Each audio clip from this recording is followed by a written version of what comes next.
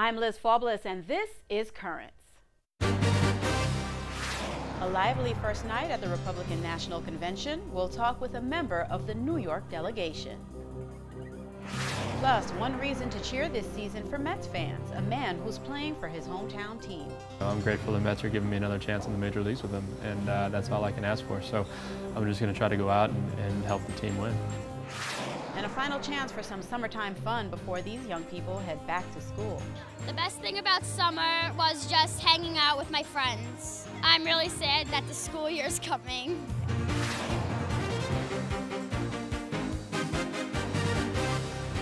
Good evening and thank you for joining us. The Republican National Convention continues in Tampa, Florida. On Tuesday, Massachusetts Governor Mitt Romney officially secured his party's nomination. And while the day obviously revolved around the Republican presidential nominee, the night belonged to his wife, Ann Romney. In what political analysts called an effort to humanize her husband, Mrs. Romney delivered a rousing speech that talked about, in her words, the deep and abiding love I have for a man I met at a dance many years ago, and the profound love I have and I know we share for this country. We also heard from New Jersey Governor Chris Christie, who delivered a fiery address intended to fulfill his self-proclaimed mission to make the case against President Obama and fire up the convention. And Wednesday night, Republican vice presidential candidate Paul Ryan takes center stage to speak and accept his party's nomination as Mitt Romney's running mate. Well, Currents wanted to get behind the polls and bring you an up-close and personal point of view of the Republican National Convention. For that, I spoke earlier to New York City Councilman Eric Ulrich, who chaired Romney's New York City campaign. At 27, the Queens native is the youngest member of the City Council. He is a graduate of Cathedral Prep Seminary and St. Francis College. With deep ties to his Catholic faith, Eric offered us a rare, exclusive, faith-based perspective of the RNC. Eric, from what I'm hearing, I get the sense that the delegates, the speakers, the Romney and Ryan family are energized not only about this convention, but about the upcoming election. And I don't believe I'm too far off the mark there. What is the tone of the convention right now from your firsthand vantage point? Well, there is a lot of excitement building down here. As you know, Monday's agenda was canceled due to the tropical storm. And they moved everything to Tuesday. And last night, you know, Chris Christie just delivered a blockbuster speech, knocked it right out of the ballpark. Ann Romney really drove it home, gave a fantastic speech. I mean, the delegates, the guests, the convention center was packed. Everybody was going wild. I think that this is exactly what the Romney team was hoping for, that they could pick up this momentum and bring it into the November election. And I think you really hit the nail on the head, picking up the momentum after it was delayed. I want to ask you, Eric, did we learn anything new about Mitt Romney from his wife Ann and from Governor Chris Christie's speech? Because critics are arguing that there were no real substantive revelations about Mr. Romney, and that made for kind of a missed opportunity on the part of both Mrs. Romney and the New Jersey governor. Do you agree?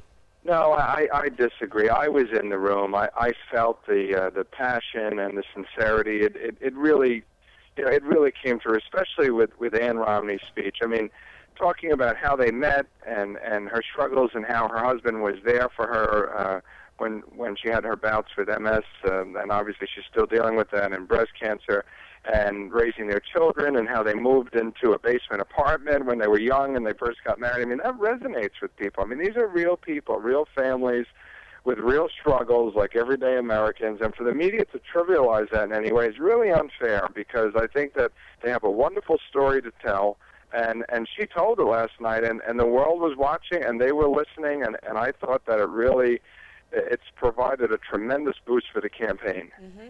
And I tuned into the speech, and I have to tell you, I found that it was a rousing speech, and I found that it was very, very moving, and I don't think too many people can actually argue with that. Tonight, Paul Ryan speaking. What does Paul Ryan add to this GOP ticket, Eric, especially with regard to the Catholic faith? Well, look, the Catholic vote is a key constituency within both parties. Paul Ryan, though, being so strong on the social issues and the moral issues that conservative Catholic voters really care very much about, is very important. And having a Catholic vice president, I think, shows the Republican Party's commitment to reaching out to Catholic voters, traditional Catholic voters and also non-traditional Catholic voters. We saw a great deal of, Hispanic outreach yesterday at the convention, and I think that's going to obviously energize the ticket as well.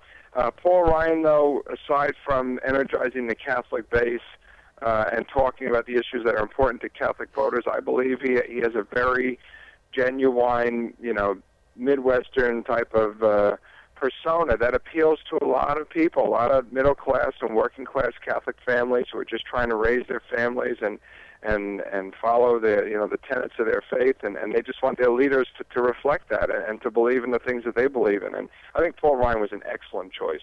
And Eric, also in keeping with the Catholic demographic, we also know that Cardinal Dolan is scheduled to give the closing benediction on Thursday night. Can you give us a sense of the other types of Catholic presence at this convention?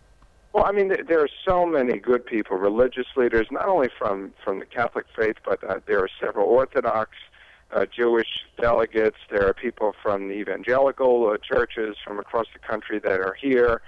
There is such a cross-section of the American spectrum and the American people that is represented here at the Republican convention that I don't think the mainstream media is doing it any justice. If you've seen the people that are delegates and sitting in those seats, and the people that are sitting in the seats in the convention center, you will see that the Republican Party is the party of the big tent. It's the party of inclusion, and I think that shows a strong coalition of support for the Romney-Ryan ticket in November. Eric, I want to address this in the time that we have left. As you know, Republicans approved a platform that includes banning abortion and same-sex marriage, reshaping Medicare into a voucher-like program, cutting taxes to energize the economy and creating jobs, things that are important to everyone, but of specific importance to the Catholic faith. What is your opinion on that? Is everybody in the RNC on the same page right now? I think so. I think that the majority of the delegates and the people that are in charge of shaping the platform agree that America is only as strong as our families, and when our families are strong, our communities are strong, and when our communities are strong, our country is a strong place. So, the Republican Party's platform, we don't subscribe to the secular theology of the Democratic Party platform, where it's relative in terms of morals and anything goes, and don't offend anybody. I think that our ability to stand for something, to stand for principles, to stand for values, it speaks volumes about what the Republican Party is all about and our commitment to keeping Catholic voters within the fold. And we are very excited about this campaign, and Catholic voters should feel very excited. In 2004, the Catholic voters played a pivotal role in Ohio, for instance, in handing that election to George W. Bush. I think that this year, similarly, Catholic voters are going to play just a critical role in deciding whether or not Barack Obama gets reelected president. But if Romney stands a chance at winning, he has to have the Catholic vote, and the Republican Party is committed to making sure that we reach those Catholic voters and we let them know where we stand on the issues and that we're going to be there for them. All right, Eric, thank you so much. We know you're on the run. Thank you so much for making time with us today. It is always good talking to you, and we will definitely check back with you soon. Thanks very much. God bless. Thank you. God bless. And we will have more on the Republican National Convention throughout the week, but stay tuned. More currents after the break. Other faith-based groups get behind the bishops over a lawsuit filed by the ACLU. We'll have that story and the rest of the day's headlines next.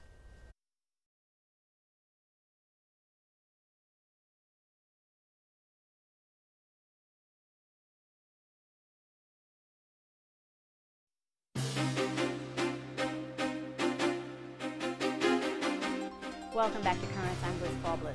A group of interfaith organizations is siding with the U.S. bishops in a case brought by the American Civil Liberties Union. The Becket Fund for Religious Liberty has filed an amicus brief signed by a coalition of groups, including the General Conference of Seventh-day Adventists and the Union of Orthodox Jewish Congregations. The ACLU sued the Bishops' Conference in 2009, arguing a government contract for the bishops to fight human trafficking constituted the establishment of a state religion. The ACLU took issue with the fact that the contract allowed the bishops to avoid paying for abortions. A Massachusetts judge sided with the ACLU, but a federal appeals court in the state is currently considering the case. A watchdog group in Washington state says the church there cannot take donations from parishioners for a campaign to overturn same-sex marriage.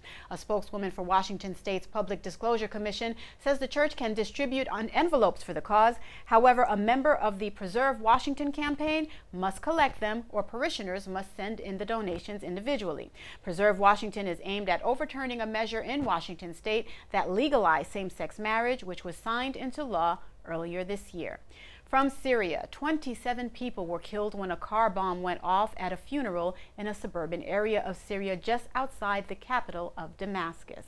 The bombing took place in an area with a large Christian population.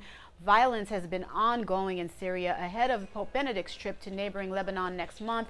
The Vatican has said the Pope's trip would move ahead as scheduled. And from Pakistan, the lawyer for a Christian girl accused of blasphemy says his client has been ruled a minor. The lawyer says the ruling means the case will be heard in juvenile court, which tends to exercise greater leniency than if the girl were tried as an adult. She is accused of burning pages of the Quran. According to reports, the defendant has Down syndrome. Her lawyer says that a medical board has ruled that the girl's mental state does not correspond to her age. And the church in Venezuela is mourning the deaths of 41 people in an oil refinery explosion over the weekend. Fires continue at the refinery, one of the world's 4 largest and the largest one in Venezuela. According to Catholic news agency, the country's bishops say the 41 deaths are a cause of mourning and sadness for all of Venezuela, and especially for those in the region where the refinery is located. The president of Panama says the statue of the Virgin Mary, set to be unveiled next year in his country, will be larger than the Statue of Liberty. It would be the largest statue of Mary in the world and will be erected on the coast in Panama City. The country's president said it will be, quote, an icon of the city. And from Italy, police have recovered a vial containing Pope John Paul II's blood. A priest had been carrying the vial in his backpack when the bag was stolen on Tuesday. According to the Associated Press, the priest was traveling by train north from Rome to a sanctuary where the vial was set to be displayed. He told police that he was briefly distracted by a man traveling with 2 other people. The priest said the group got off the train a few stops before his destination. Police searched that location and discovered the vial in an area of reeds and grass. The backpack was not recovered. And stay tuned, there's more currents ahead. Coming up, his catch is part of Mets history. We sit down with outfielder Mike Baxter. It's kind of incredible over the course of 50 years with so many successful pitchers we've had through New York that it's never happened. To be a part of the first one, it's something I won't ever forget. It's a great memory.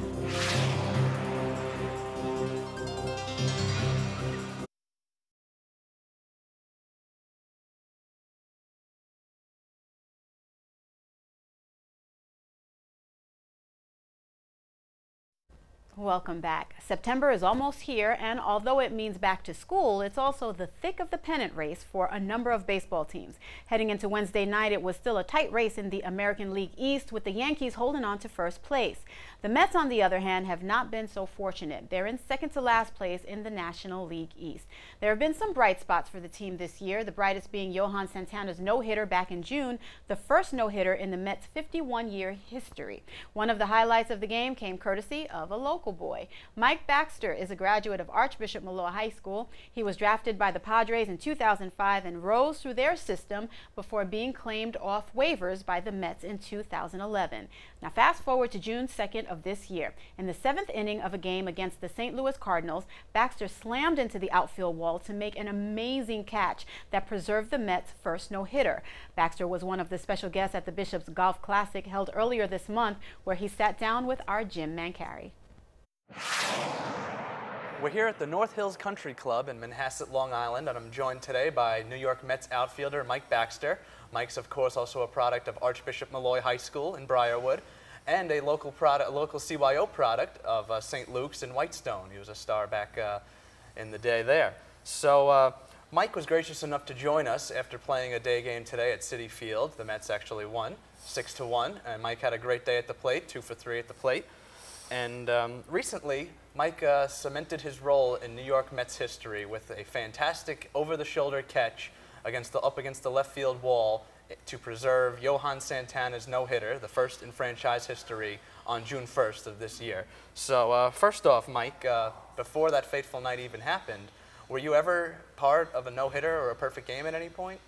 Not defensively. You know, we've been no-hit a couple times in the minor leagues, and that's a feeling that you don't want to be. You don't want to ever be a part of. It's something that really stinks. So to do it on the pitcher side, it was a great night, and it's definitely something I won't forget. I know that you're not supposed to talk to the pitcher at all, ever, during a no-hitter or a perfect game bid. No one goes over to the pitcher. No.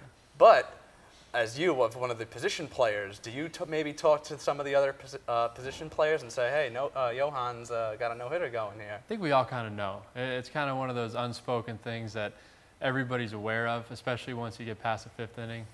You start to kind of be aware of the situation of the game and what's developing, and nobody wants to be the one to say something in case something bad happens. So we all keep quiet about it and just let the game play itself out. Mm-hmm. So now, along the same lines, you made your catch in the seventh inning off a fly ball by the Cardinals catcher Yadier Molina. Now, but even so, before that happened, because of course you were forced to come out of the game, did you think that Johan maybe had no-hit stuff going that night? Yeah, I mean, you know, you look up, it's a sixth inning. I looked up and he had walked a couple people, so there were runners. You know, sometimes nobody gets on base and you're really aware, but you look up and you realize there's no hits, and it kind of takes the game to another dimension, because we were up in the seventh inning, we were up by 5 runs, but prior to that it was like a 1-run game, I believe, and the extra cushion was nice because then you can make a play defensively without worrying about putting the game at risk. Definitely. So, okay, now seventh inning, Molina steps to the plate. You know, you're in your ready position in left field, and boom, the ball's off the bat coming up. What do you do? Well, I got a good read off the bat. You know, I felt like it was a ball that was going to stay in the park, first of all. Definitely had some line drive on it that I knew it didn't have enough height to get out. And then I tried to gain some ground. I'm running back towards the fence, take my eye off the ball, try to see where I'm at on the field, make a little correction towards the end to the right. And luckily enough, I was able to reach out and make a play on the ball. And unfortunately, I kind of stumbled on the track and wasn't able to hit the wall properly. So now, you know, you locate the ball, you see it, you glove it, but it all happens so quickly. Like, did you feel that all of a sudden the wall, you're just going to bang right into it? Yeah, you know, when I hit the wall, it kind of knocked the wind out of me. I think that's the reason why I was down at first. There was a couple other things going on that a little sore right away, and it just took me a little while to get my breath back and kind of reassess and make sure everything was working, and then from there, I just knew I wasn't going to be able to stay in the game, and I wasn't going to do the team any good that way. So decided to come out of the game and kind of take it from there. So then what injuries did you sustain on the play? Fractured rib cartilage on the sternum, and then a separated collarbone, bruised ribs. So obviously have to come out of the game. Now on the walk back to the dugout, did either Johan or any of your teammates say anything to you? No, I don't really remember that much. I know Johan came back into the training room after the inning was over to make sure I was okay. But, you know, I was kind of caught up in that moment. I'm sure the boys, you know, were saying, hey, hang in there, good catch, and things like that. But once I got back to the training room, Johan came back, and it was actually the reason why he was late for his at-bat in the 8th, or at the bottom of the 7th. Mm-hmm. So meanwhile, though, Johan gets through the 7th, gets through the 8th, and gets through the 9th, and throws the first no-hitter in Mets history. So now, afterwards, obviously he made history with that, first ever in franchise history. So then after the game, knowing that you made that great catch, and you know the saying, there's always a great defensive gem in either a no-hitter or a perfect game. Did he approach you afterwards, after the no-hitter? Yeah, just, you know, he's saying it was a great night, you know. He wanted to double check, make sure I was okay. By then we figured out what was going on with me. And, you know, we spoke briefly after that. And, you know, it was such a great night for him, and he was able to go back into the clubhouse and celebrate and share it with the rest of the team, and that's where he belonged, you know. So on such a historic night like that, it's something that I know neither one of us will ever forget. So now, especially being a Mets fan growing up yourself, you obviously never saw a no-hitter, okay? 50 years of the franchise, and they've never had one. One of the only teams to never have a no-hitter. So making that catch and playing a significant role in that game, and being a Met fan, what does that mean to you? Yeah, first of all, it's an honor. You know, just to be part of a no-hitter in general. It's something that's so rare to be on the field and be able to play in a game like that is an honor. To do it for Johan is even better. He's one of the best teammates I've ever had. You know, he's a real leader in the clubhouse. He's just so good with all the guys. So to be part of his special night is great. And then, you know, to top it off as a fan of the team and as a player on the team, you know, it's kind of incredible over the course of 50 years with so many successful pitchers we've had through New York that it's never happened. to be a part of the first one, it's something I won't ever forget. It's a great memory. Definitely, definitely. Now, how did the rehab process go after the injury? It went well. You know, it just took time, and that's what the doctors said from the beginning. They were right on with their prognosis. They told me it was going to be 6 to 8 weeks. 6 was aggressive, and really at 6 weeks I was hitting and I was doing things like that. I just wasn't able to throw yet. So they weren't too far off the mark, and you know, their guidance led me through it, and it went actually really well. Okay, and now you're back with the big club. So how does it feel to be back on the field? It's great. You know, every time you get injured, you always wonder. You want to make sure you're going to be all right, and you know, thankfully, at the end of the day, it turned out that I feel good, and you know, I'm grateful the Mets are giving me another chance in the major leagues with them, and that's all I can ask for. So I'm just going to try to go out and help the team win. Sounds good, Mike. Keep playing hard, keep putting wins on the board, and thanks so much for joining me. Anytime, Tim. Stay tuned. There's more Currents ahead. When we return, prayer and play for young people in Bensonhurst. The kids that are not Catholic respond to the rosary a little differently at first. They're a little skeptical about it, but clearly if they come back every single time, and they must have enjoyed it.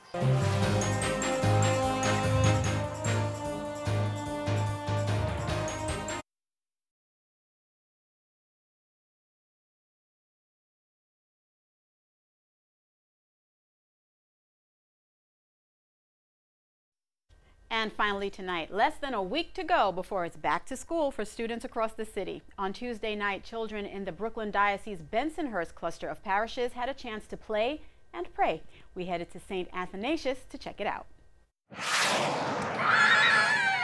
Tonight we're holding our last night of our summer outdoor youth program, which we've been holding for 10 weeks now, which is a celebration of the summer, having faith and fun with youth in the community of all ages. Well, the importance of faith and fun is making kids realize that there's a lot more to their faith than just going to church on Sunday. Their faith is an everyday experience, and realizing that God is present when we're serious, God's present when we're hopefully enjoying ourselves, like tonight on our water slide. They feel a part of the church. They feel like they are the church. You know, they're not just going to church, they are the church, and I think then they act better. Ken is a big Santa Claus. He's a big kid at heart.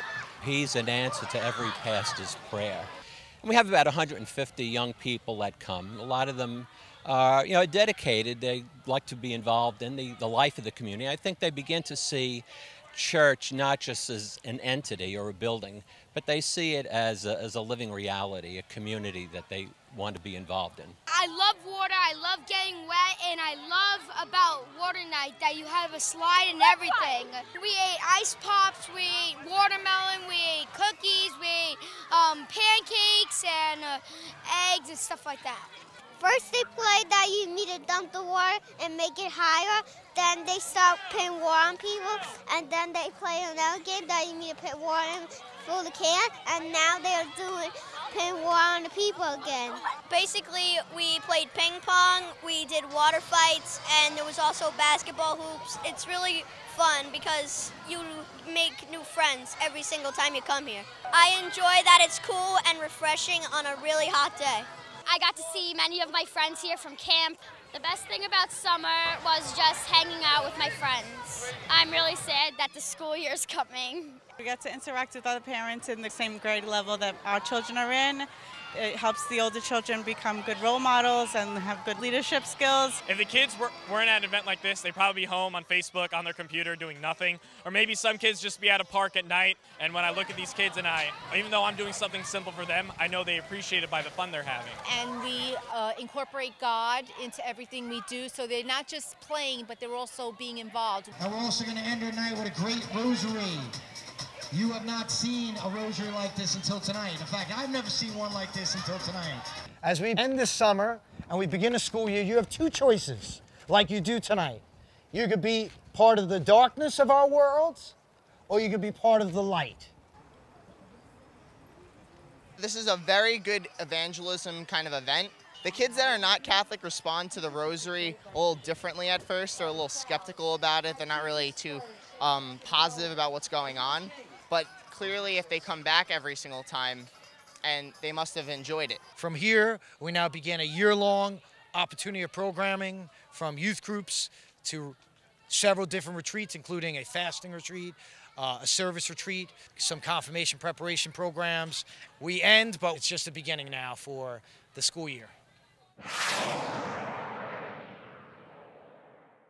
And that is all for tonight. Be sure to visit us online at currentsny.net. For all of us here at Currents, I'm Liz Faublis. Here now is more from Tuesday's Night of Fun out in Bensonhurst. Thank you for watching and have a good night.